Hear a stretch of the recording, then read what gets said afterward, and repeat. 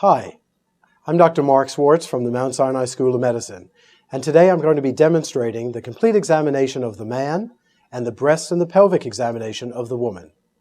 The complete examination has many different components, most of which I will be demonstrating today. However, in actual practice, the physical examination is dictated or focused by the patient's history and the patient's chief complaint. Mr. Johnson, hi, I'm Dr. Swartz. Hi, how are you? How are you today? Okay. Good. Before we begin the examination, I'm just going to wash my hands, okay? Are you comfortable? Yeah, I'm fine. Okay, great.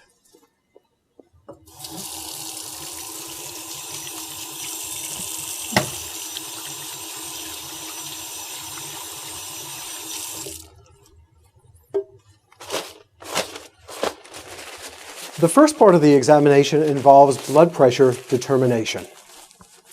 Blood pressure determination is a very important part of the physical examination. It's very important, however, that you use the proper size cuff for the patient. If one were to use a large cuff for a person's arm which might be small, you would erroneously record a high blood pressure. And the converse is also true. This is a standard adult cuff. And this is the type cuff which you usually will have in examination rooms. There are three other cuffs.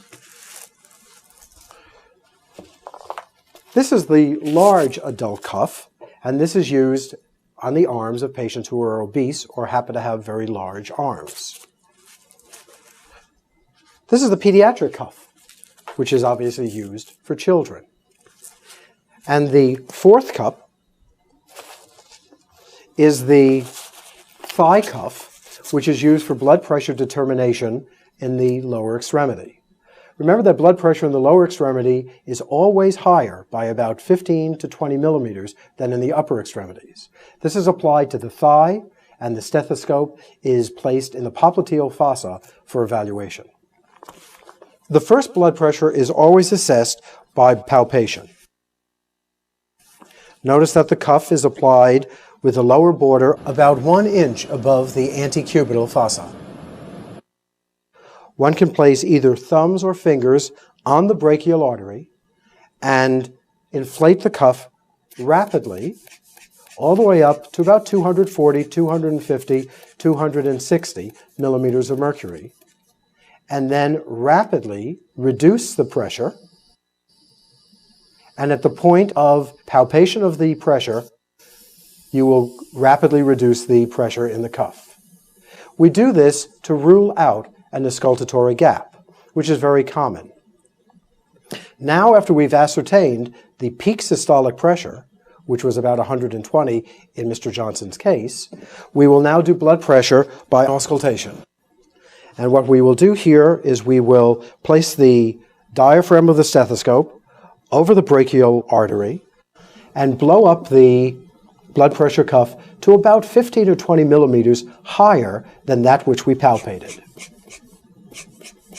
So I'm going to blow up the blood pressure cuff now to about 140, and now very slowly I am going to reduce the pressure.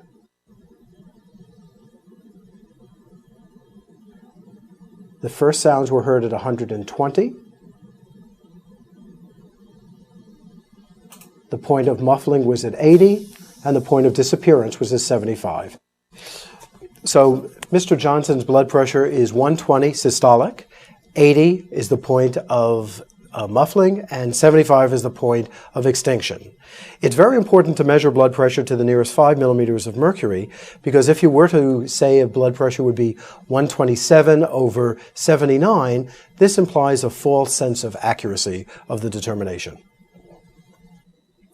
After blood pressure determination in the right arm, we're now going to do blood pressure by auscultation in the left arm. We're now going to proceed with blood pressure in the left upper extremity. We only have to do blood pressure by auscultation since we already know what the peak systolic pressure is. Mr. Johnson, may I just lift this up? Remember that the brachial artery is medial in the antecubital fossa, and the blood pressure cuff is applied just as we did for the right arm.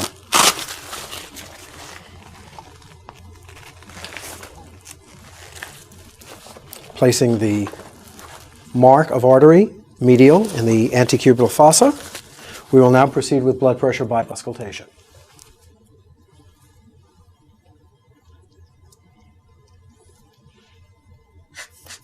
We will pump up the blood pressure cuff to about 20 millimeters higher than systolic and deflate the cuff slowly to record systolic blood pressure and diastolic blood pressure.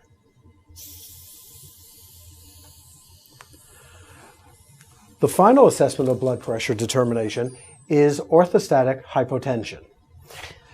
What I'm going to ask you to do, Mr. Johnson, is when I tell you, I'd like you to sit up rapidly. Make sure that you are ready to determine blood pressure determination by having the set screw properly tightened. Mr. Johnson, I'm going to ask you to sit up in just a moment. Okay, are you ready? The set screw is tightened. And please sit up for me now.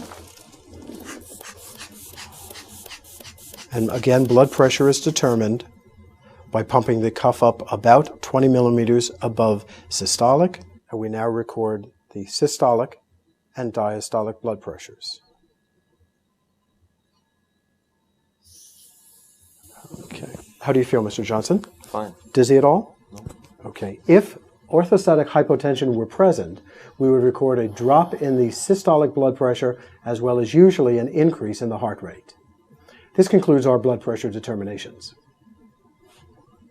We're now going to conclude our assessment of vital signs with the determination of heart rate and respirations. We determine heart rate first by the assessment of placing our hands on the radial artery, and we can do this bilaterally, as I'm demonstrating now. We will never use our thumbs for determination of the radial arterial pulse. We could also assess the brachial artery, and this can be assessed with either our thumbs or with the other fingers of our hand, and this can be assessed bilaterally as I'm demonstrating. We now want to assess respiratory rate, and one easy way of doing that is to turn your eyes up to the patient's chest and observe them while they're breathing. At the same time, you are watching your watch to determine the respiratory rate. This way, the patient is unaware that you're counting their respirations and they are not consciously changing the speed of their respirations.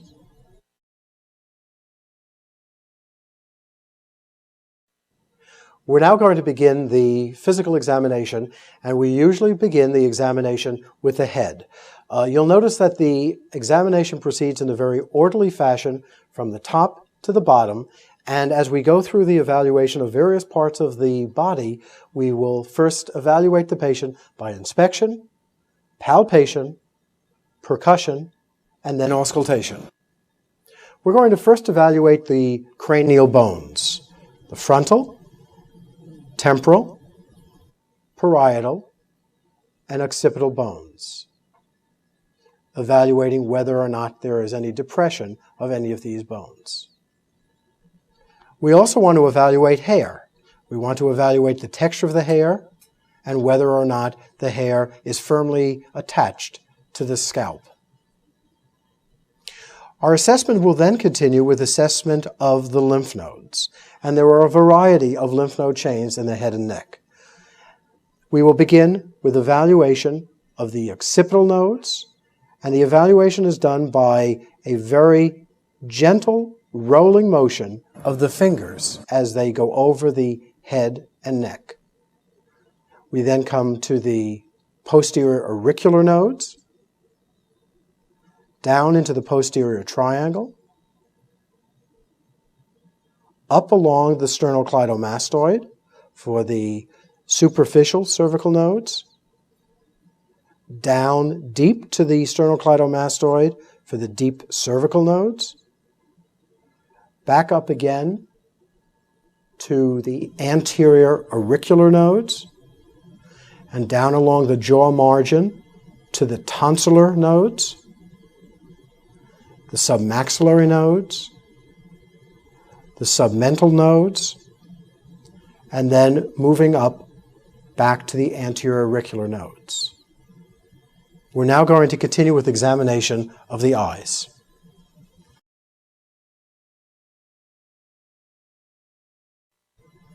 Mr. Johnson, we're going to start with assessment of your vision. And visual acuity is determined by either a wall-mounted Snellen chart or very commonly a pocket Snellen chart, as I have here. Mr. Johnson, would you take your right palm and place it over your right eye? And I'm going to hold this about 14 inches in front of Mr. Johnson's left eye. And could you read the smallest line possible? Okay, 2, 4, 8, 3, 7, 6, 1. Okay, you can bring the arm down, and if you put your palm of your left hand over your left eye, and would you now read the smallest line possible? 6, 9, 0, 2, 8, 3. Okay, you can bring the arm down. It's important to test visual acuity either with a formal Snellen chart or anything that has any print on it. Very commonly what you might do is ask a person to read the smallest line possible on anything that you might have by your patient, and then use something else to test the vision in the other eye.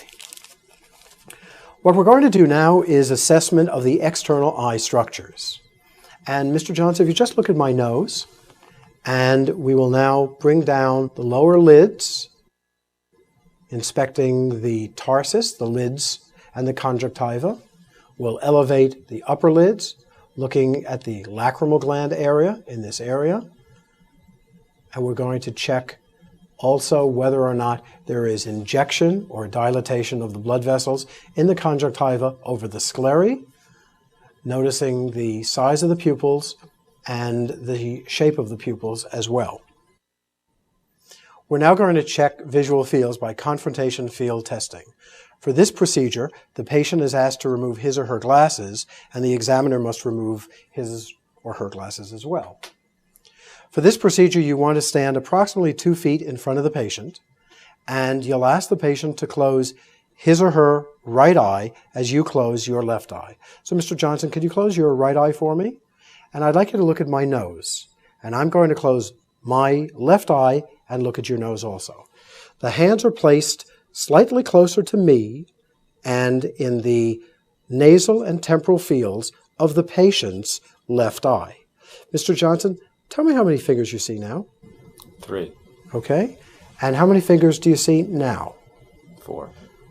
Okay. Try again. How many fingers do you see now? 3. Okay. What we're doing is assessing the nasal and temporal fields in the lower fields and in the superior fields. Please close your left eye. I'm going to close my right eye. Look at my nose. I'm looking at your nose. And Mr. Johnson, how many fingers do you see now? 3. Okay. And how many fingers do you see now? 3. Good. You can open your eye. Please make sure that when you do this procedure that the hands are closer to you, allowing the person to have the advantage of a larger field, and also that the palms are facing you as you hold up your fingers. We're now going to determine eye alignment and the pupillary responses to light. So David, what I'd like you to do is look in the distance, and I'm going to shine this pen light straight ahead, and I'm going to see where the light falls on individual corneas. We're looking first at the right and the left, and you'll notice that the light falls right directly in the center of the pupil, indicating that the eyes are straight. We're now going to continue on by using our pen light to check pupillary responses to light. And David, just continue to look in the distance as I shine this light from the side and shining it first on the left eye, looking for the direct and then consensual pupillary reflex, and then from the other side, the direct on the right and the consensual pupillary reflex on the left. We're now going to continue to test extraocular muscle function by means of evaluation of the cardinal positions of gaze. Because the rotational action of the obliques and vertical recti muscles cannot be easily assessed, the eye must be moved into 6 diagnostic cardinal positions of gaze that best isolate the vertical actions of these muscles in order to test their innervations. The oblique muscles are tested in adduction, That's with the eyes turned medial toward the nose, to maximize their vertical action.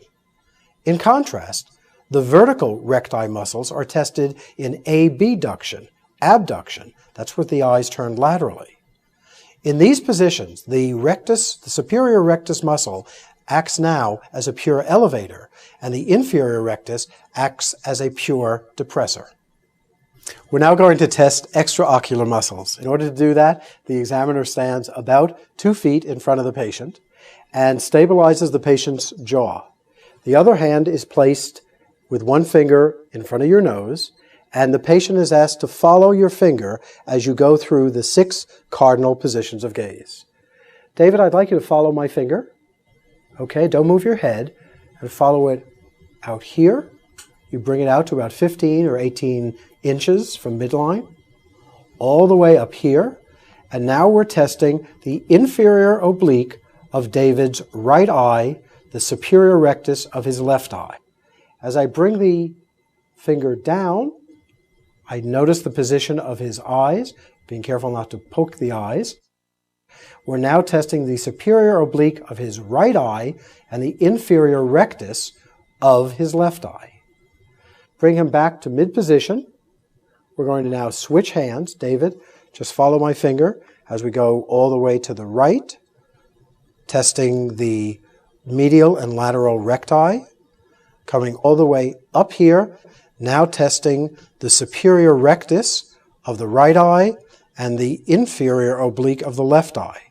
As we come inferiorly, we'll elevate the lids again to test the inferior rectus of the right eye and the superior oblique of the left eye. We're coming back to mid-position. David, I'd like you to watch my finger very carefully as I bring it in close. And we're now testing convergence of the eye. And we will then conclude this assessment in this position. One of the most important parts of the physical examination is the ophthalmoscopic examination, providing us with a wealth of information about the patient's health. This is the only non-invasive means of directly viewing vasculature in its native state. I'm going to demonstrate the use of the ophthalmoscope by using 3 different types of equipment. The first is the standard direct ophthalmoscope. A direct ophthalmoscope is an instrument which has a series of lenses which takes into account your refractive error as well as the refractive error of the patient. It's a light source which allows visualization of the cornea, the lens, the vitreous, and the retina. In order to use this instrument, you want to use the instrument held in your right hand using your right eye to examine the patient's right eye. In order to do this, you should remove your glasses and have the patient remove his or her glasses as well. If the person is wearing contact lenses or if you're wearing contact lenses, they may certainly be left on. The light should be placed on, as I'm demonstrating here, and the patient is asked to look in the distance. You should stand approximately 15 to 20 degrees off midline and elevate the patient's upper lid as the ophthalmoscope is placed against your right eye to examine the patient's right eye. The first thing that you'll notice is the red reflex. If a red reflex is not seen, one has to be concerned that there may be some opacity, such as a cataract, in the lens. As you move closer to the patient, you will turn the lenses to focus deeper as one gets into the eye, past the lens, through the vitreous, and then into the retina. You must always be at eye level with the patient. First visualize superior nasal, inferior nasal, inferior temporal, and superior temporal. And Mr. Johnson, please look at the light. And at that last second, the patient's macula has looked directly at the light, and one is looking then at the fovea of the macula. We repeat the same procedure on the left eye using your left eye and holding the equipment in your left hand. And again, I'm about 15 to 20 degrees off of midline. And keep looking in the distance. And as one gets closer to the patient, the diopter wheel focuses first as we go through the cornea, the lens, the vitreous, and now the retina. The optic disc is well visualized, as is the vasculature. Looking superior nasal, inferior temporal, superior temporal. And Mr. Johnson, look at the light, please. Thank you. This is the wall-mounted ophthalmoscope, and its operation is quite identical to the handheld unit. The only difference is that instead of the control on the handheld unit here, one has the on switch here. And the control of the intensity of the light is by this knob right here. In the newer wall-mounted unit, the brightness control is in fact in the handle. When one places it back into the holder, the instrument is turned off. The third instrument for direct ophthalmoscopy is the panoptic ophthalmoscope by Welsh Allen. This provides a panoramic view of the fundus and provides a 5 times larger in diameter view than the standard direct ophthalmoscope. You can easily find the optic disc and the surrounding vessels, and it's easy to enter small non-dilated pupils. Whereas the standard direct ophthalmoscope provides only a 5-degree field of view, the panoptic provides a 25-degree field of view. This is actually 26% more magnification than the standard direct ophthalmoscope. The other advantage to the panoptic is that there is a greater working distance between the patient and the examiner, and I'd like to demonstrate it right now. The panoptic ophthalmoscope works with any of the standard 3.5 volt handles. This is the head, and this is the eye cup, and I will demonstrate its use in just a moment. First, one wants to use the continuous focusing wheel to focus on a distant subject, to get that subject in sharp focus. And then the equipment is used basically the same as your standard direct ophthalmoscope. A major difference is the eye cup. The eye cup, which aids in the stability of the unit, is applied directly to the patient's brow and is depressed about half of the length of the eye cup to visualize the red reflex. You should be able to see the optic disc, the physiologic cup in the disc, the arteries, and the veins. The cup is the portion of the disc that is central, lighter in color, and penetrated by the retinal vessels. The normal ratio of the cup to disc diameter varies from 0.1 to 0.5. The examiner should check the cup to disc ratio in both eyes for symmetry. The retinal vessels are evaluated as they arborize over the retina. The central retinal artery gives rise to 4 main branches that supply the superior and inferior aspects of the temporal and nasal quadrants of the optic fundus. And again, one will examine all of the quadrants as well as the macula in the standard fashion. A major advantage of this is that many individuals are one-eye dominant, and therefore may have trouble using their left eye to examine the left eye of the patient. With the panoptic, if you just turn this way, Mr. Johnson, and look straight in the distance, I can actually visualize Mr. Johnson's left retina by using my right eye, as I'm demonstrating now.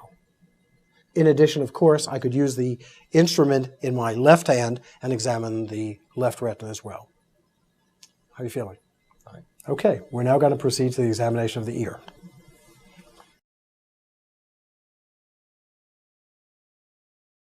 The first part of the examination of the ears is inspection of the external ear.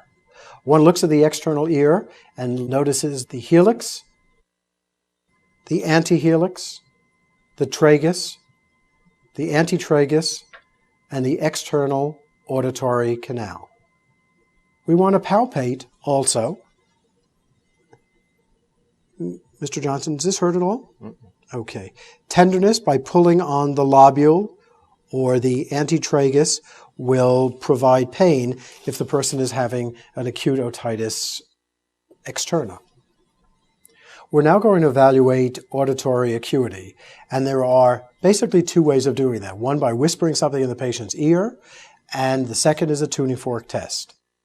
Mr. Johnson, would you take your hand and place it in your external canal and tell me what I've said? Train.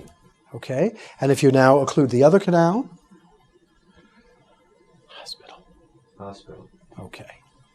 We're now going to proceed with the evaluation of auditory acuity by a tuning fork test. Typically, one uses a 512 Hertz tuning fork. This happens to be 128, which is certainly acceptable, but a 512 is generally the one which is used. There are two tuning fork tests, the Weber and the Rinne test. I'm going to demonstrate the Rinne test first. Strike the tuning fork by placing it into oscillation by striking the heel of your hand and then placing the vibrating tuning fork on the mastoid process of the patient. Mr. Johnson, do you hear or feel anything? Yes. Okay, tell me when you stop hearing it or feeling it. It stops. Okay, what about now? I can hear it. Okay, so air conduction is greater than bone conduction, and that's normal. AC greater than BC. The examination is conducted in the other ear as well. And do you hear or feel anything? Mm-hmm. Tell me when you stop hearing it. Okay. Okay, and what about now? Yeah, I can hear it. Okay, so air conduction is greater than bone conduction bilaterally. The second test is the Weber test, and one strikes the tuning fork and places it midline on the patient's forehead, and the patient is asked, do you hear or feel anything? Yes. Okay, tell me what you hear or feel. Vibration. Okay, where do you feel it? Both sides of my head. Does it feel equal, or is it in one place louder than another? No, it feels equal. We call that no lateralization, and that is the normal Weber test. I'm now going to demonstrate the otoscopic examination. The otoscopic head is put onto the handle, and the speculum, the largest diameter speculum, is used. In order to visualize the patient's tympanic membrane and external auditory canal in the right ear, the examiner places his left hand on the mastoid process and pulls up, out, and back, thereby straightening the external canal. The instrument may either be held this way to enter the canal or this way. Either way is acceptable. The most important part, though, is pulling up, out, and back to straighten the canal. In doing such, you will straighten the canal, place the speculum into the external auditory canal, and visualize the external canal and the tympanic membrane. You'll notice the malleus, the umbo, the light reflex pointing anteriorly, and perhaps other ossicles in the middle ear.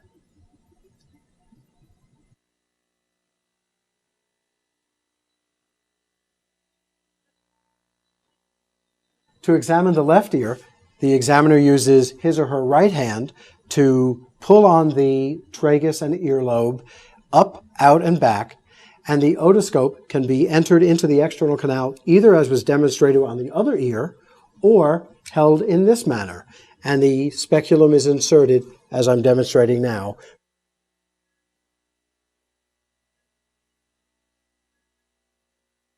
We're next going to inspect the nose and the nasal skeleton as well as the sinuses.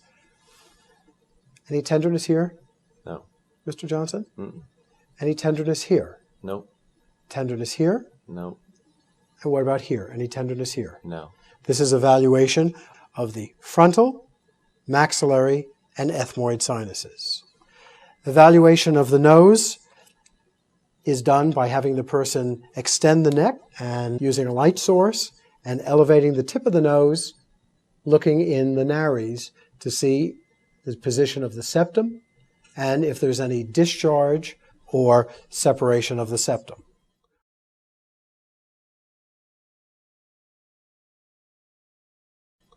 We're going to continue with examination of the mouth.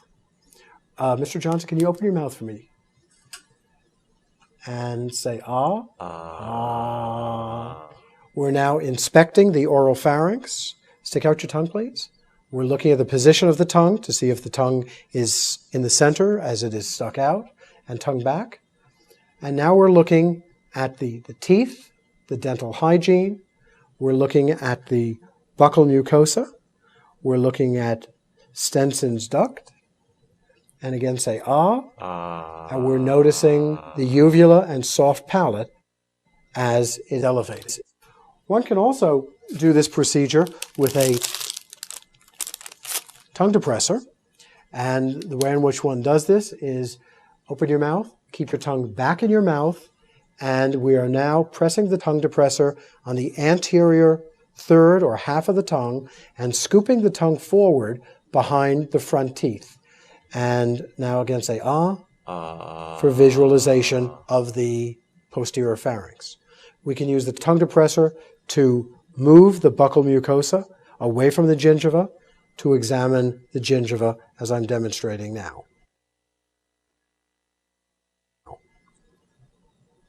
The next part of the examination is examination of the tongue. And for this examination, one would now put on gloves since this is an internal examination. We're now going to examine the tongue and the floor of the mouth, for which you should put on gloves.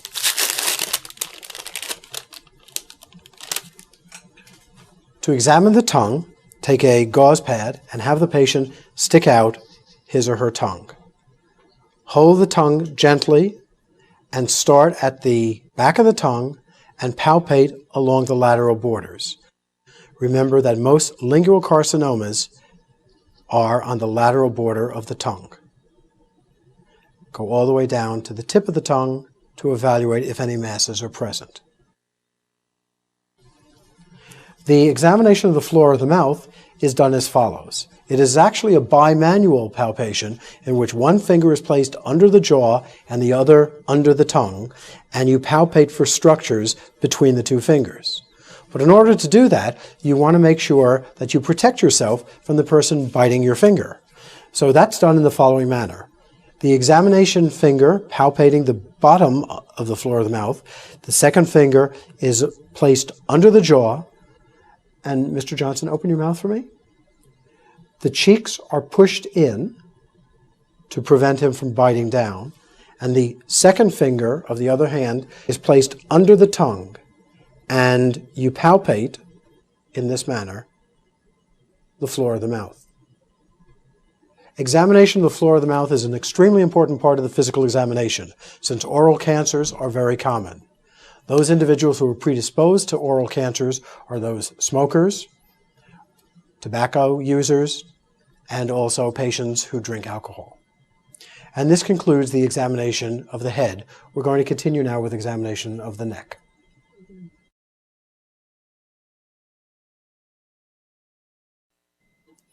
Mr. Johnson, we're now going to continue with the examination by examination of your neck. There are two parts of the examination of the neck with the patient in the seated position. The first is examination of the trachea, the position of the trachea. The second is the anterior and then posterior approach to thyroid evaluation. One wants to ascertain whether or not the trachea is midline, and one can place fingers like this on either side of the trachea and between the trachea and the sternocleidomastoid, and to determine whether or not the trachea is midline. The examination of the thyroid consists of an anterior approach as well as a posterior approach. The anterior approach is performed by taking your hand and moving the trachea to one side, thereby mounding the thyroid tissue on the other side. Remember that here's the larynx right here, that the thyroid tissue is in this area. And it's usually very soft and very small and quite difficult to evaluate. By mounding the tissue, you may be able to evaluate the thyroid gland better. So, chin down a little bit, Mr. Johnson.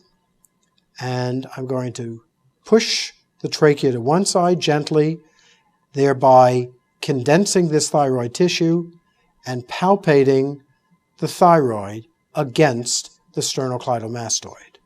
The same is done on the other side, and it can be done either with these fingers or with your thumb, moving toward the sternocleidomastoid.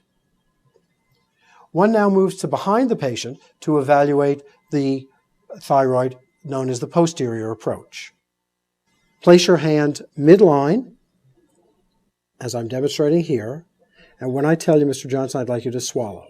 What you'd like to do at this time is to swallow, and as the patient swallows, you're going to move in a rolling motion laterally toward the sternocleidomastoid. Okay. Now remember that patients can only swallow 1 or 2 times, so you only have 2 times to be able to do this. So Mr. Johnson, when I tell you I'd like you to swallow, okay? Mm-hmm. Swallow. And one more time. Okay. Would you mind, Mr. Johnson, just opening your robe a little bit off your shoulders? We're now going to evaluate supraclavicular lymph nodes. And from this position,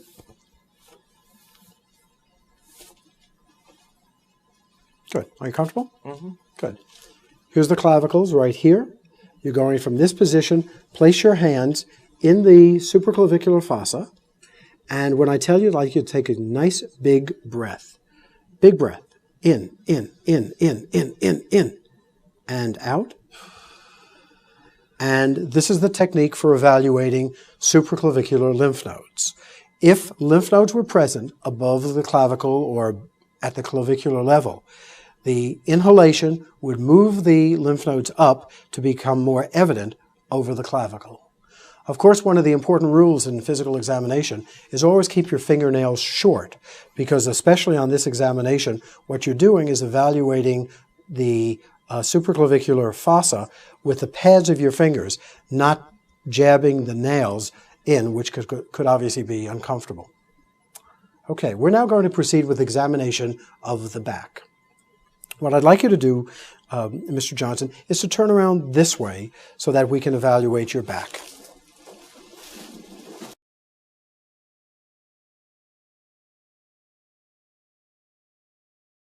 We're now proceeding with examination of the back. Obviously, one of the important parts of the examination, as you do any part of the examination, is first inspection of the skin, which is obviously done as you evaluate any particular part of the body.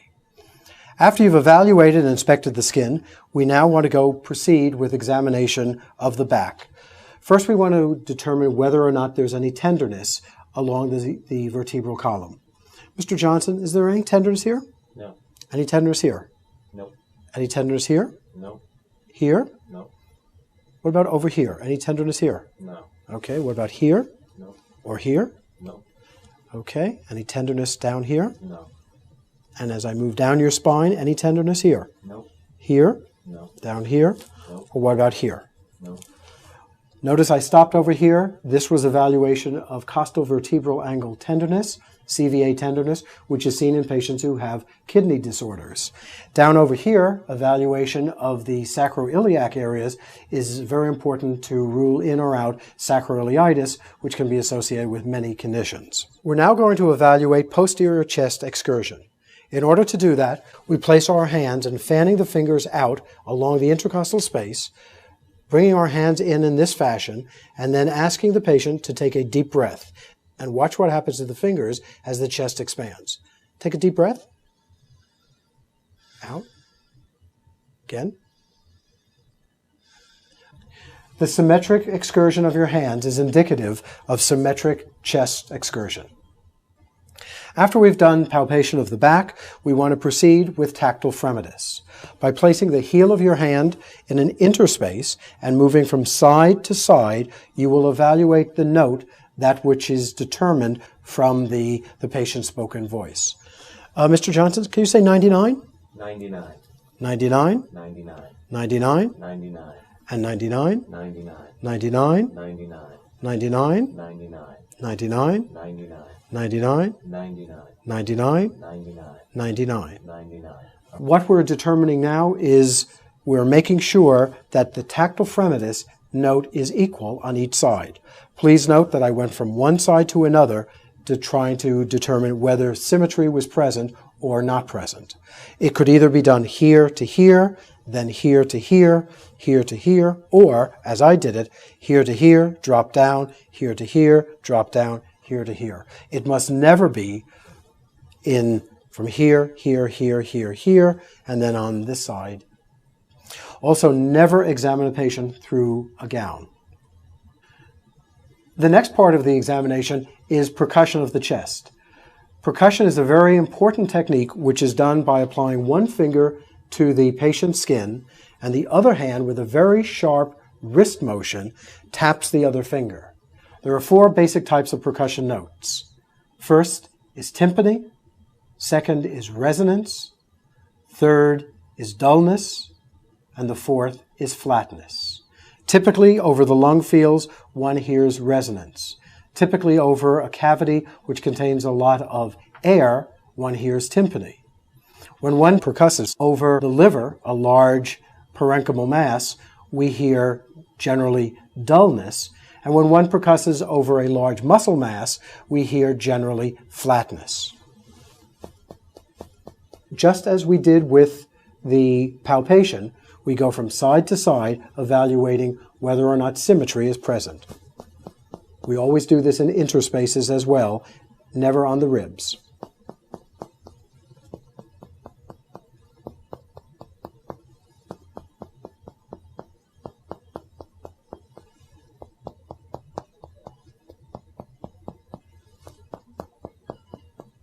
And the final part of evaluation of the back is auscultation. And again, we do auscultation in about the same 6 or 7 different areas on the back using the diaphragm applied firmly to the chest wall. If the patient happens to have a very hairy back or a hairy chest, make sure that the diaphragm is applied firmly to the chest wall. Because otherwise, as they breathe, there are extra sounds which are heard, which might be mistaken for other pathological processes. It's generally nice to warm the stethoscope before you apply it to the patient's body, because it, after all, is rather cold compared to the patient's skin temperature. Mr. Johnson, I'm going to ask you to open your mouth and take some nice big breaths in and out through your mouth. Okay? Big breath in. Again. Again.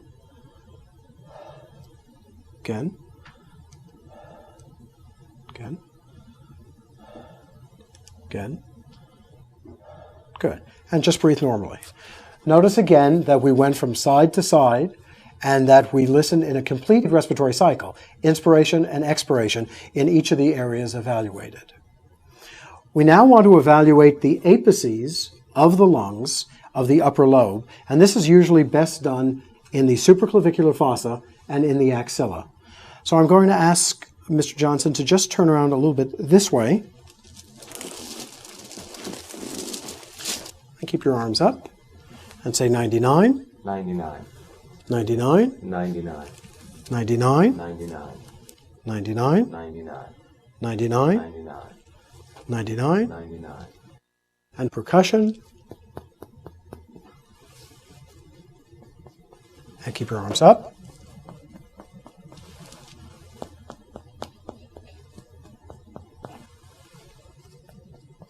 Good, you can put your arms down. Evaluation in the axilla and in the supraclavicular fossa are the areas which are best for evaluation of the upper lobes of the lung. I'm going to ask you to take a nice big breath in and out. Again, out. And can you just bring your arms up for me? And in and out. Again, out. Again. Again. Good. And breathe normally. We're now going to begin the evaluation of the anterior chest. And as we begin any new surface area of the body, we want to inspect the skin, evaluating it for any lesions that may be evident. We also want to inspect the configuration of the chest to see if there are any abnormalities that we will notice, such as the configuration of the sternum, whether it's out or pushed in, or if there are any other abnormalities related to rib structure. The first part of the examination of the chest is evaluation of the point of maximal impulse, the PMI, the cardiac apical impulse.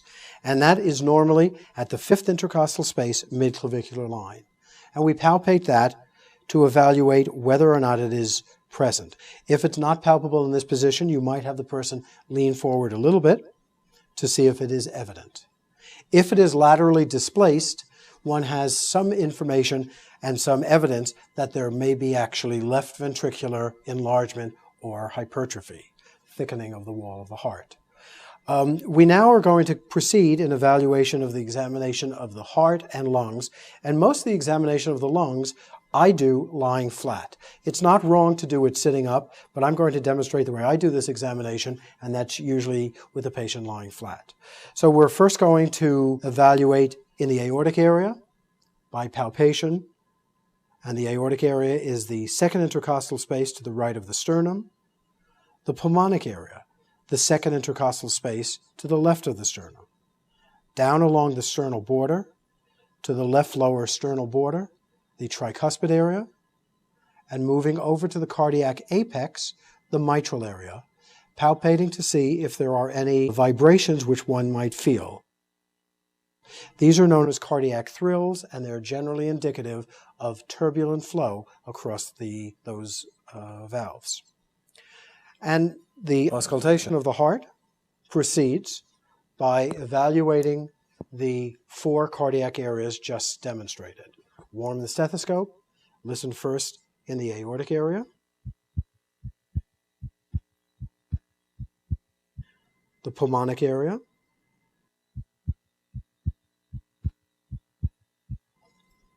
the third intercostal space left of the sternal border, known as Erb's point,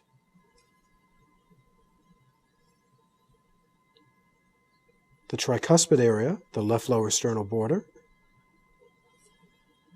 and the mitral area, the fifth intercostal space, midclavicular line.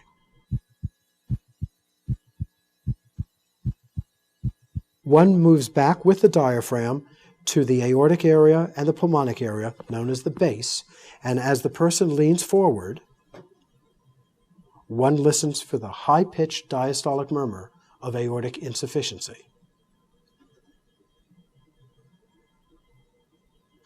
Sit back. You may have a stethoscope which has a convertible diaphragm. If that's the case, very hard pressure on the skin allows that diaphragm to be an actual diaphragm. Whereas if you press lightly on the skin, that diaphragm functions as a bell. What I'm going to do is I'm going to ask you to lie down as we continue the examination. Are you comfortable, or would you like to put your gown back on? No, I'm fine. Okay, good. If you lie back, I'm just going to pull the leg extended to make you a little more comfortable, and we'll proceed with the examination in this position. Comfortable? Mm-hmm.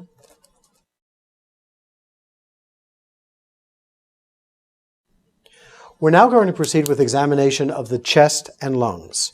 We haven't examined the lungs yet, so we'll begin with that right now. We first want to do the anterior chest, again, just as we did with the posterior chest, first by palpation, followed by percussion, and then auscultation. Say 99. 99. 99. 99. 99. 99. 99. 99. 99. 99. 99. 99. 99, 99, and 99. 99. One uses the same technique, applying the heel of your hand in an interspace. Obviously, we have the heart in this area, and we do not evaluate over the heart because this would be an area in which tactile firmness would be different than the area on the other side. Percussion is done by the same technique that we did in the back. Mr. Johnson, would you just turn your head off to the side and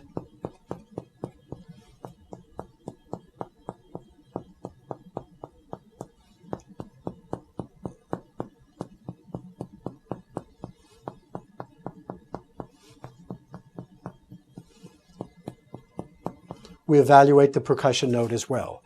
There are some people who believe that percussion of the cardiac border is a technique worth doing. It generally is a technique of low sensitivity and specificity, and I feel that it's not a technique that is very useful to determine cardiomegaly. And finally, the last part is auscultation of the lungs. And we will auscultate in the same areas that we were doing our percussion and palpation. Mr. Johnson, just turn your head to the side and open your mouth and take a nice big breath in, out, again, again, again, again, and again. And now that completes the examination of the lungs. We're going to continue with examination of the heart. And again, we do the same procedure as we did when the patient was sitting, using the pads of our fingers in the aortic area, in the pulmonic area, down along the left sternal border to the tricuspid area, over to the mitral area, palpating very lightly with our pads of our fingers for cardiac thrills. We'll then take the heel of our hand and place it on the sternal border to see if there's any impulse that we can palpate. Patients who have right ventricular enlargement may have something called a right ventricular lift or heave, and the hand may be actually lifted off the chest wall. We can do the same technique over here at the fifth intercostal space, midclavicular line, and if we found that same impulse, this would be suggestive of left ventricular enlargement or hypertrophy. Finally, we're going to do auscultation of the heart in a lying position as well in the left lateral decubitus position, which are the two other standard positions for cardiac auscultation. We will listen again in the aortic, pulmonic, Erb's point, left lower sternal border, tricuspid, and the mitral area. Auscultation of the pulmonic area with a patient lying is the best position to evaluate splitting of the second heart sound.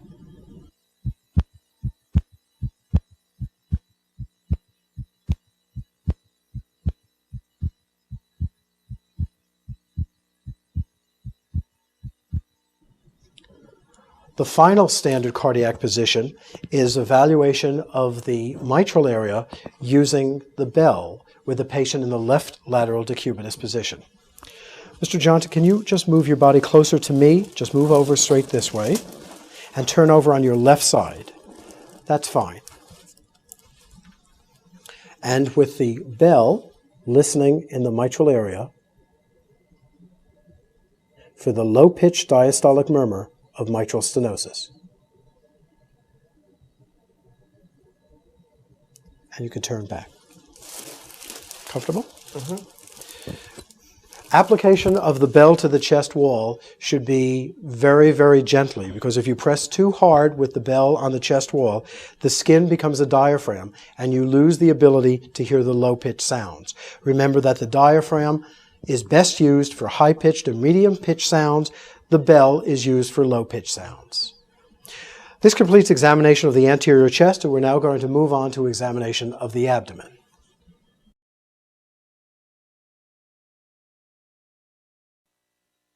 Now that the patient has changed posture, we want to start at the top of the body and work our way down, deciding whether or not every part of the body has been examined appropriately.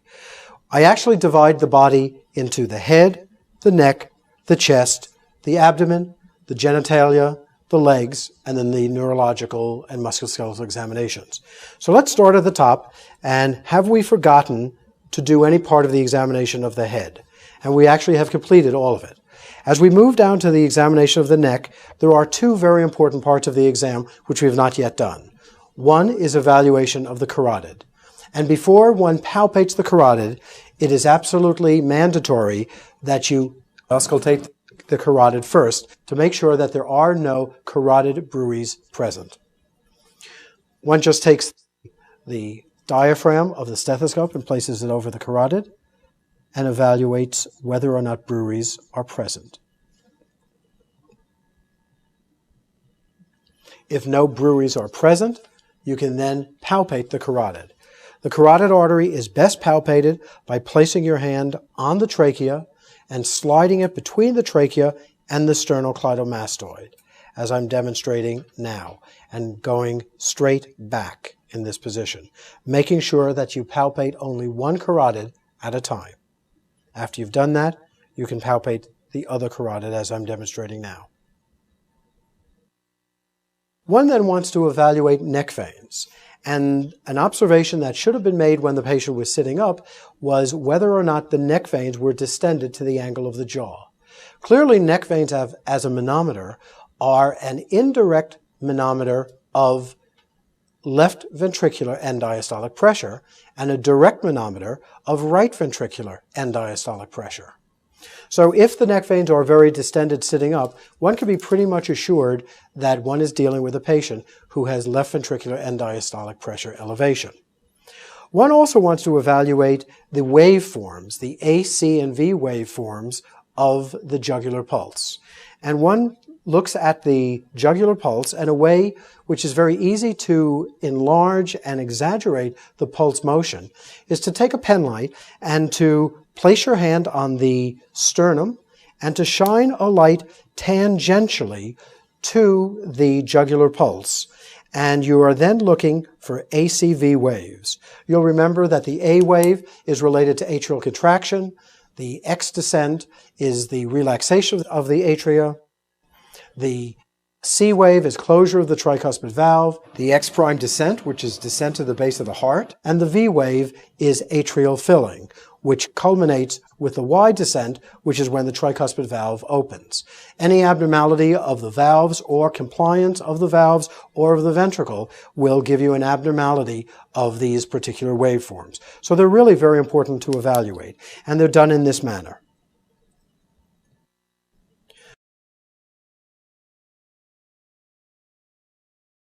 We want to begin the examination of the abdomen, and the first part of that examination is to inspect the contour of the abdomen as well as inspecting the skin of the abdomen. The next part of the examination is to inspect for hernias. The patient should be disrobed, and you should have visibility of the person's abdomen from approximately this area down to the symphysis pubis. Are you comfortable? Would you like to have your gown on, Mr. Johnson? I'm fine. Comfortable? Okay. We want to have exposure of the patient's femoral area, and we can do that by placing the drape in this fashion. And we will then ask the patient to cough. Mr. Johnson, would you turn your head to the other side and cough for me?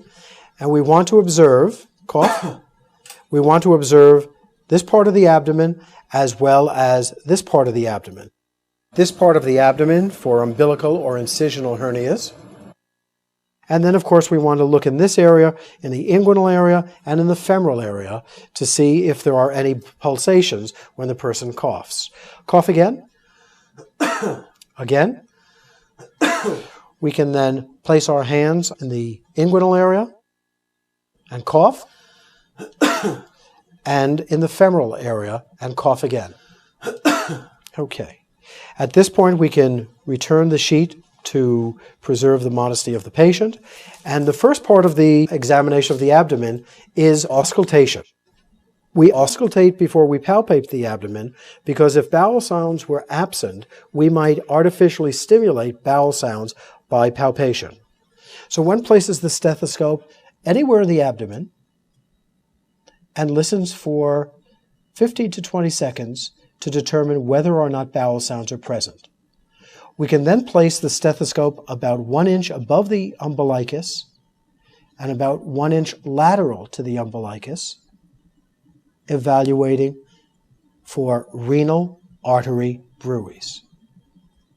There are two types of palpation. One is light palpation, the other is deep palpation. Light palpation is used to ascertain whether or not the patient is having any tenderness in the abdomen. If a person is having any tenderness in the abdomen, you evaluate that area last. Are you having any tenderness in your abdomen, Mr. Johnson? No. Okay. The technique for palpation is basically to place your hand firmly on the abdomen and with your fingers in this position, press down very lightly while you're observing the patient's face. It's critically important to evaluate the patient while you're watching his or her face to see if the patient winces, even though you are asking them whether there's any tenderness. So by placing my hand gently on the abdomen, I'm going to look at the patient's face and ask, any tenderness here? No. What about over here? No. Any tenderness here? No. Over here? Nope.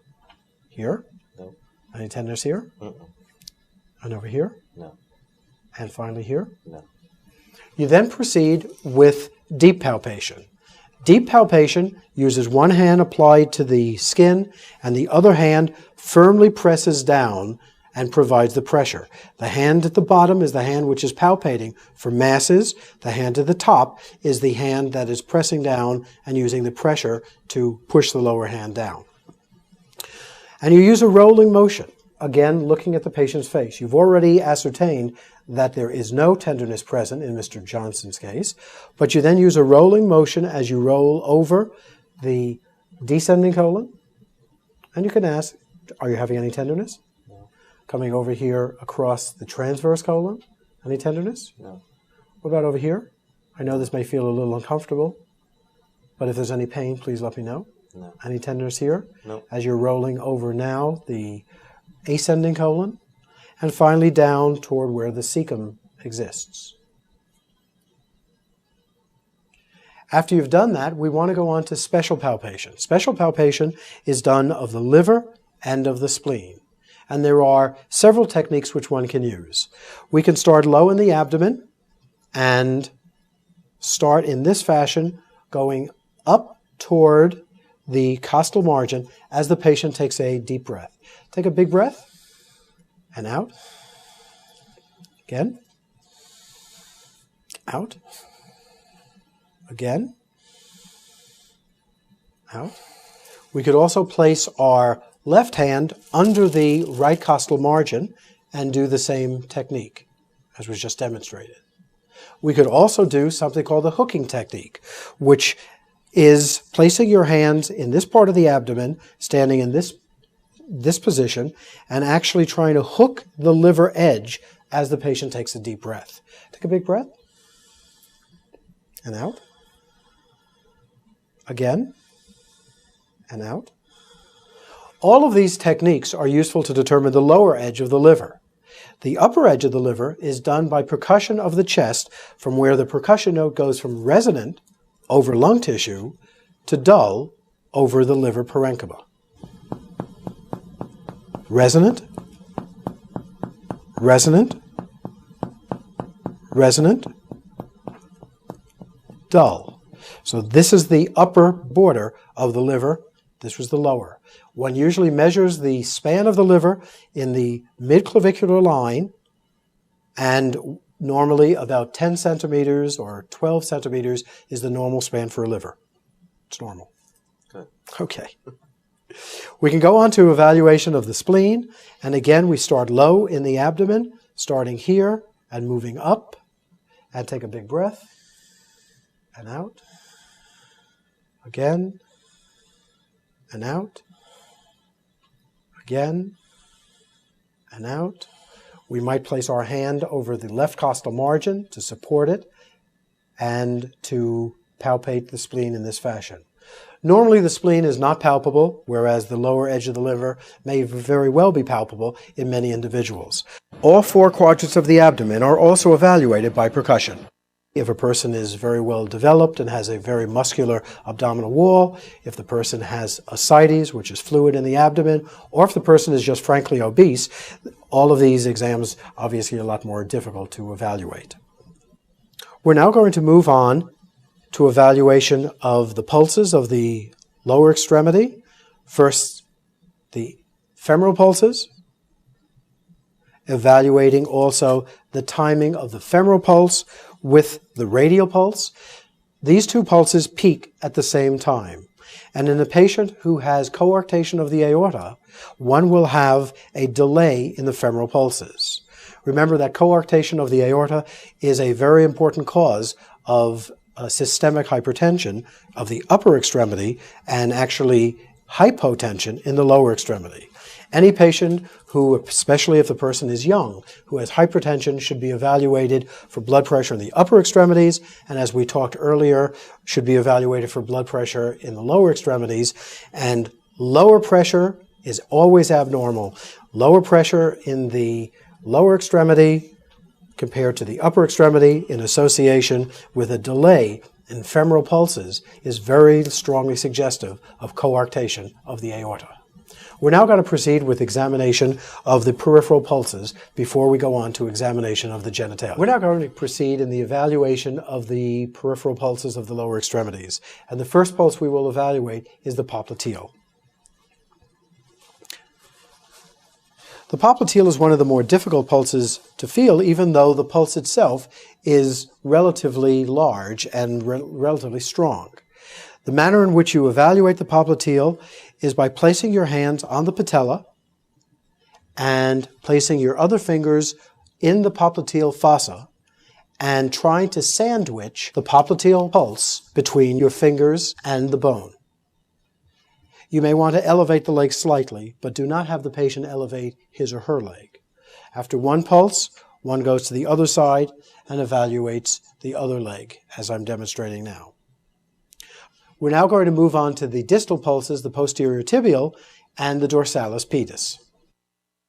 The two distal pulses which we routinely evaluate are the posterior tibial and the dorsalis pedis. The posterior tibial runs along the leg down here and courses around the medial malleolus. To evaluate the posterior tibial artery, you place your hand on the artery and push it up toward the medial malleolus, palpating the artery against the bony structure. You can do this on both sides, as I'm demonstrating now. The dorsalis pedis artery runs along hallucis longus, right here, and you can palpate it by placing your fingers, never your thumbs, here and on this side, and they can be palpated simultaneously. And that concludes the evaluation of the peripheral vascular system.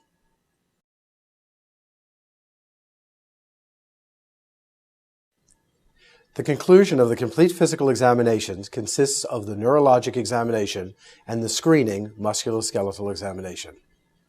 The neurologic examination consists of the mental status exam, cranial nerves, sensory function, motor function, evaluation of reflexes, and cerebellar function.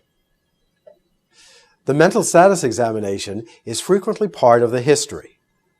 The mental status examination consists of level of consciousness, speech, orientation to person, time, and place, knowledge of current events, judgment, abstraction, vocabulary, emotional responses, memory, calculation ability, object recognition, and praxis, the ability to perform motor action. We're now going to begin the assessment of cranial nerves, and many of the cranial nerves we've already assessed, but those which we've not, we're going to do at this time. Cranial nerve 1, olfaction, is usually never assessed. Cranial nerve 2, we've assessed. Cranial nerve 3, we've assessed. Cranial nerve 4, we've already assessed. But cranial nerve 5, the trigeminal, we have not. There are three components to the trigeminal nerve: the ophthalmic, the maxillary, and the mandibular. So let's assess the sensory function first. Mr. Johnson, I'm going to take this gauze pad and I'm going to touch you someplace on your face with it. I'd like you to close your eyes and tell me, where did I touch you? The right side of my forehead. And now? The left side of my forehead. Did it feel similar or dissimilar? It felt the same. Okay, keep your eyes closed again. I'm going to touch you again on your face. Where did I touch you now? Left cheek. And now? Right cheek. And how did that feel? Felt the same. Okay, and keep your eyes closed. And now? On my chin, the right side. And now? And the left side, my chin. How did that feel? Similar or dissimilar? Felt similar. Okay, you can open your eyes now. We're now going to check the motor function, namely the contraction of the masseter muscles. Can you bite down real hard? And we're checking for symmetry of the masseter. Okay, and you can relax. We're now going to check the corneal reflex, which you'll remember has the afferent limb from 5, the trigeminal, and the efferent limb from 7, the facial. In order to test the corneal reflex, you'll take an applicator stick and pull off a wisp of cotton from the end of the cotton tip and twirl it into a very, very thin wisp, as I'm demonstrating now. Mr. Johnson, what I'd like you to do is just look in the distance, right over here, and I'm going to very quickly touch the cornea, and we're looking for a very rapid blink. So if you just look straight in the distance, and that was a very brisk corneal reflex. We will do the same on the other side. If you just look in the distance, straight, straight. That was a lash reflex. That was not a corneal, but that was a corneal. The 6th cranial nerve we've already evaluated when we were evaluating extraocular muscles, but now we're going to continue with examination of the 7th, the facial nerve. What I'd like you to do is to smile for me. Give me a big smile. Big smile. Great. We're noticing whether or not symmetry is present. We're also noticing the nasolabial folds. Good. Can you frown for me? Okay. Can you wrinkle your forehead? And we're looking for symmetry here as well. Good. Can you puff out your cheeks like this? Good. Don't let me push them in. Good. And relax. And finally, I'd like you to close your eyes real tight and don't let me open them. Fine. Okay, you can open them now.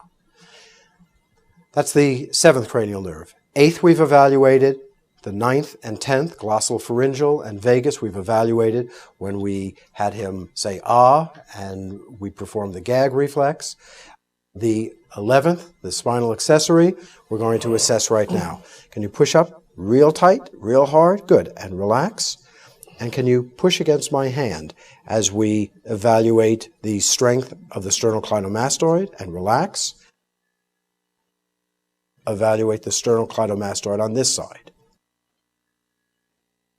And relax. And the 12th cranial nerve, the hypoglossal, we evaluated when he stuck out his tongue. So this concludes the evaluation of the cranial nerves. We're now going to continue on with sensory function. The sensory examination consists of taking a gauze pad and having the patient close his eyes as you touch the distal upper extremities and then the distal lower extremities. So Mr. Johnson, just close your eyes for me, please, and tell me, where did I touch you? My right hand. Okay. And now? My left hand. Okay. Did that feel similar or dissimilar? It felt similar. Okay. And keep your eyes closed. Do you feel this? Yes. Okay. And do you feel this? Yes. Similar or dissimilar? Similar. If you determined an abnormality, you would then work your way proximal on the extremity to determine the sensory level. Vibration sense, we're going to do basically the same technique with the distal extremity upper and then lower. Strike the tuning fork and then, very importantly, place your finger under the finger of the patient being examined. If you're able to palpate the vibration, the patient certainly should. Close your eyes, please. And do you feel anything? I feel a vibration. Okay. And what about now? Yeah, I still feel it. Okay. What about now? Yeah, I feel it stronger now. A very useful test to check the reliability of the patient is to strike the tuning fork like this, but then to dampen it by keeping it against your hand, stopping the oscillation, and then attempting to do the test again. And this way you will be able to test the reliability of the patient's response. We'll do this also in the lower extremities. Close your eyes, please. And now, feel that? Yep. And do you feel that? Yeah. Does that feel similar or dissimilar? Similar. Okay, you can open your eyes. The final test for sensory function is to test sharp and dullness with a safety pin. Always dispose of the pin after you've used it to avoid transmission of the hepatitis and AIDS viruses. So I'm just going to open this pin, Mr. Johnson. I'd like you to close your eyes for me. And this is dull, and this is sharp. Okay. What's this? Dull. Okay. What's this? Sharp. Okay. What's this? Sharp. Dull. Okay. Keep your eyes closed. What's this? Sharp. Dull. And what's that? Dull. And what's this? Sharp. Okay. Keep your eyes closed. This is sharp. And this is dull. Okay. Okay. What's this? Dull. Sharp. Okay. And this is sharp. And this is dull. What's this? Dull. Okay. And this. Dull. And this. Sharp. Okay. Does it feel about the same? Yep. Okay. And we're going to dispose of the pin. We're now going to assess position sense. Mr. Johnson, would you close your eyes for me? I'm going to hold the distal digit of the finger and the sides of the finger and tell me this is up, this is down. What's this? Up. Okay. And this is up, this is down. What's this? Down. We would then repeat the same procedure on the other hand and the lower extremities. We've just completed our assessment of sensory function, and now we're going to go on to our assessment of reflexes. There are 3 reflexes in the upper extremity and 2 in the lower. The first in the upper extremity is the biceps tendon reflex. What one does is to support the patient's arm and to place your thumb on the biceps tendon. You then take your reflex hammer and briskly strike the tip of your thumbnail. The response that we're looking for is a rapid contraction of the biceps muscle. The second reflex is the triceps reflex. We can support the arm, and in this example, we strike the triceps tendon directly, avoiding the ulnar nerve. The response we're looking for here is a rapid contraction of the triceps muscle. The third reflex in the upper extremity is the brachioradialis reflex. The arm is placed in this position, and the brachioradialis tendon is struck here, and the response we're looking for is supination of the hand. All 3 of these reflexes are then repeated on the other side. Now we're going to go down to the reflexes of the lower extremity. The patellar reflex is evaluated by placing your hand on the person's thigh, and close your eyes please, Mr. Johnson, and striking the tendon briskly. One more time. We would repeat this on the other side as well. We're now going to do the Achilles reflex. One method of assessing the Achilles reflex is to flex the hip, knee, and ankle, as I'm doing now, and to briskly strike the Achilles tendon. The response we're looking for is plantar flexion of the foot. While we're in this area, we can also attempt to elicit a Babinski reflex. Remember that a Babinski reflex is an abnormal reflex. We place the tip of an applicator stick at the heel of the foot and bring it on the lateral margin, coming to the base of the toes, running to the base of the large toe, as shown. The normal response is plantar flexion. The abnormal response is dorsiflexion and a fanning of the toes. This response, an abnormal reflex, is seen in pyramidal tract diseases. And this concludes our assessment of reflexes. We're now going to continue with the assessment of motor function. We're now going to assess motor function and a screening musculoskeletal examination in the upper extremities. Mr. Johnson, I'd like you to trap my hand, bring your chin down, and press and relax, and do it back here. Press and relax. Trap my hand over here and relax. Trap here and relax. Push forward and relax. Push back and relax. You bring your arms up like this and push and relax and push down and relax. Make a fist for me. Don't let me open them. And relax. And don't let me push your wrists in. And relax. Good. You can put your arms down here. We're now going to assess motor function in the lower extremities. Push up and relax and push down and relax. Push forward, relax, push back, relax, push up, relax, and push down and relax. One test for cerebellar function is the finger to nose test.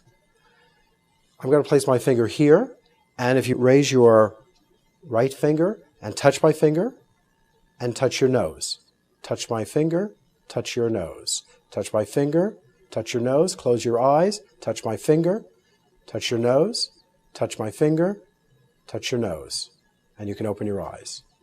An important assessment of cerebellar function is the Romberg test. Would you put your feet together for me?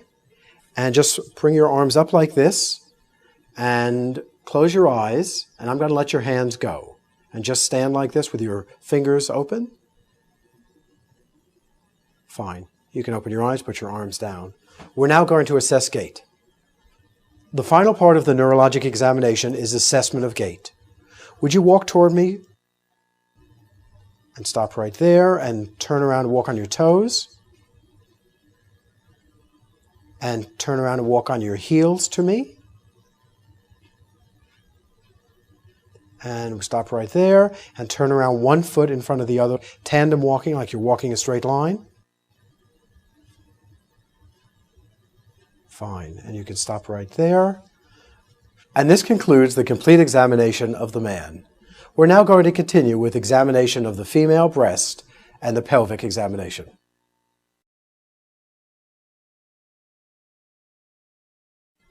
We've just concluded the complete examination of the man, and we're now going to do the breast and pelvic examinations. Ms. Woods, hi, I'm Dr. Swartz. Hi. How are you today? I'm good, thank you. Good. How are you feeling? Just fine. Good. This is Jean, who's going to be working with us today. We're going to be doing a pelvic exam, so would you just make sure that all the equipment is in order? Will do. Okay, thank you. How are you feeling today? Good. Good. Are you having any problems with any breast discharge or breast tenderness or No. breast masses? No. Any problem with discharge from your vagina? No. Okay. Okay, well, I guess we're going to then begin the breast examination. Okay. Okay? Would you just allow your gown to drop down to your waist? The first part of the breast examination is inspection of the breast. We inspect the breasts for asymmetry. One stands in front of the patient and observes the contour of the breast and the position of the nipples, and whether or not there is any dimpling of any breast tissue. Dimpling of breast tissue is very commonly consistent with an underlying tumor. In order to exaggerate any possible asymmetry, various pectoral maneuvers are performed. Right. What I'd like you to do, Miss Woods, is if you place your hands on your waist like this and press real hard. Fine. As you can notice, the pectoral muscles are tensed at this time, and if there were an underlying tumor, there may be a change in the contour of the breast. You can release your hands.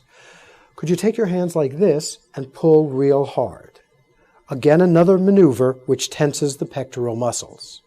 Fine. And finally, could you raise your hands above your head like this? And this maneuver allows the breast tissue to be spread over more of the chest wall. If there were some underlying mass, it may be more evident in this position. Good, you can put your hands down. Before we proceed with palpation of the breast, we're going to perform an axillary examination. Axillary examinations are very important. Performance of the axillary examination is done by placing your hands low in the axilla and with slow rolling motions, very similar to that which we did with the examination of the lymph nodes, the head and neck.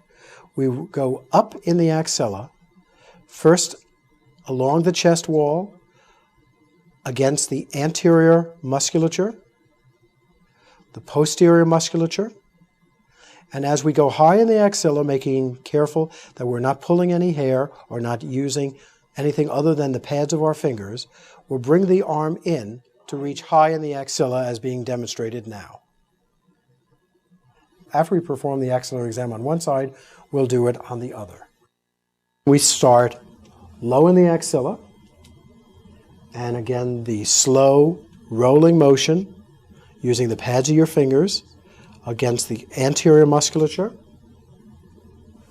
the posterior musculature, and as we go high in the axilla, the arm is brought in to allow us to reach the apex of the axilla. And this concludes the axillary examination. We're now about to begin palpation of the breast. Breast palpation is always performed with the patient in a lying position. We also request that the woman place her hand above her head. Can you just place your hand above your head like this, Ms. Woods? What this maneuver does is to spread the breast tissue more evenly over the chest wall, allowing one to palpate the breast tissue. This is a particularly important maneuver to do in large-breasted women. It's frequently asked how much pressure should be used during breast palpation. The answer is that it's really dependent upon the density and the size of the woman's breast. In general, we usually recommend about 3 levels of pressure. We also recommend placing a support under the scapula on the side of which the breast is being palpated. There are 2 methods of breast palpation. The first is known as concentric circles. What we do in this procedure is we start at the areola and with varying degrees of pressure, we will circle the areola as is being demonstrated right now. After we've gone from one area, we will proceed going out further.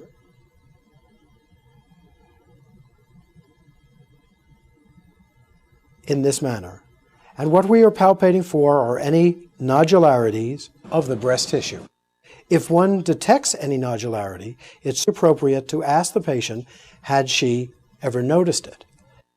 It's also very important to ask all of your patients whether or not they do breast self-examinations, and if they don't, it's incumbent upon you to actually teach them how to do that.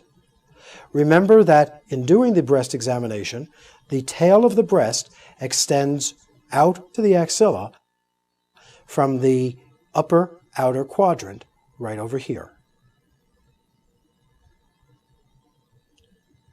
We can do this with 3 levels of pressure, as I've just indicated. The second method of palpation of the breast is known as spokes of the wheel. And if one imagines the center of the wheel at the nipple, we will then start at the nipple and go first at the 3 o'clock, back, 4 o'clock, 5 o'clock, 6 o'clock, and all the way around the breast, palpating first soft and then finally firmly against the chest wall. And we would continue going around the entire breast, after which we would proceed with the same procedures on the other breast.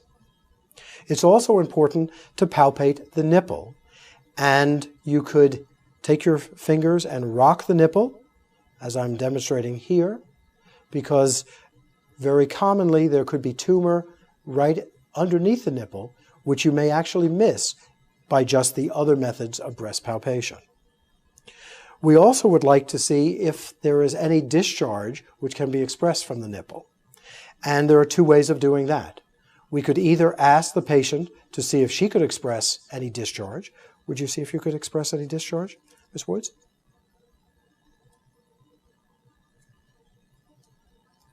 And what Ms. Woods was doing was to milk the ducts to see if there was any discharge. Alternately, the examiner could place his or her hands on the breast and slowly and gently, but firmly, press on the breast tissue, trying to express any fluid from the nipple. You consolidate the breast tissue to see if there's any dimpling as a result of neoplastic processes within the breast. You do that by taking your hand and mounding the breast tissue as I'm demonstrating now. This would be done in the other breast as well. And this concludes the breast examination, and we're now going to begin the pelvic exam.